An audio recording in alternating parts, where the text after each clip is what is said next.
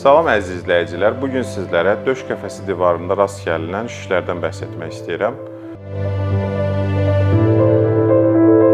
Döş qəfəsi divarındakı olan şişlər döş qəfəsinin istənilən hissəsindən inkişaf edə bilər və digər hissələrə yayıla bilər. Təbii ki, qabırğalar, yumşaq toxuma, döş sümüyü, kürək sümüyü, körpüzük sümüyü bu hissələrə qədər də yayıla bilər. Döş qəfəsində olan şişlər sümük mənşəli, qığırdaq mənşəli, fibroz toxuma mənşəli və yaxud da sümük ili mənşəli olaraq da qarşımıza çıxır. Döş qəfəsinin divarında olan şişlər əksər hallarda kişilərdə daha çox rast gəlinir qadınlara nisbətən. Sadəcə bəzi törəmələr və xüsusən desmoid şişlər dediyimiz şişlərdə qadınlarda nisbət daha yüksəkdir. Burada önəmli olan diqqətli anamnez, diaqnostik metodlar, xüsusən biopsiyalar, radioloji metodlarla düzgün diaqnozun qoyulması, sonra isə uyğun cərrahi müalicənin seçilməsidir.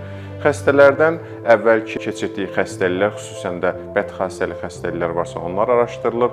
Sonrasında bilinən bir genetik problemi varmı ya da şübhələr varsa onun üzərində araşdırmalar aparılır. Əvvəlcədən radioterapiya alıbsa onlar araşdırılır və növbəti diaqnostik mərhələdə uyğun, xüsusən də burada bizə döş qəfəsi tomoqrafiyaları qızıl standart sayılır ki, bunlar bizə törəmənin quruluşu, lokalizasiyası, yayılma yolları, hansı orqanlara metastazlar verir, onları rahat şəkildə görməyə imkan verir. Təbii ki, döş qəfəsi rentgeni ilkin müayinə metodu kimi istifadə oluna bilər bəzi hallarda. Ondan xaricində MRT müayinəsi əzələ, xüsusən də əzələlərə yayılmanı, damarlara olan yaxınlığı tapmaqda bizə kömək edir. PET-CT dediyimiz metodda isə mərhələləndirmə üçün və xüsusən də sümük metastazlarına bizə geniş məlumat verir.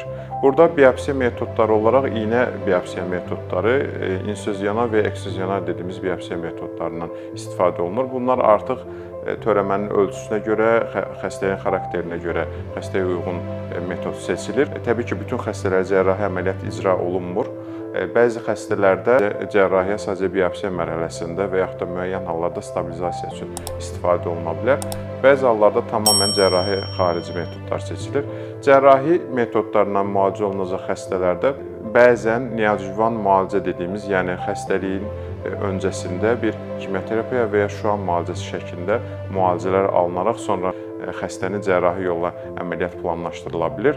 Cərrahi müalicədə əsas bizim diqqət etdiyimiz prinsiplər R0 dediyimiz təmiz cərrahiyyədir. Yəni çıxarılan cərrahi materialın kənarlarında hər hansı bir onkoloji canlı hüceyrə olmamalıdır. Yəni təmiz cərrahi sərhədlər daxilində çıxarılmalıdır və M-blok dediyimiz, yəni əgər törəmə digər orqanlara, yaxın orqanlara da metastaz veribsə, onlarla bərabər çıxarılır. Onun xaricində bəzi hallarda cərrahiyyədən sonra rekonstruksiya dediyimiz bir məsələ ortaya çıxır. Bu mürəkkəb bir durumdur. Yəni xəstədən çıxarılan hər hansı bir törəmənin, şişin yeri, effektin yeri doldurulmalıdır. Bunlar qismi defektlər də ola bilər və tam qat defektlər də ola bilər. Bu hallarda biz çıxarılan sümük toxumasını və ya yumşaq toxumanı əvəzləmək üçün xüsusi materiallardan istifadə edilir.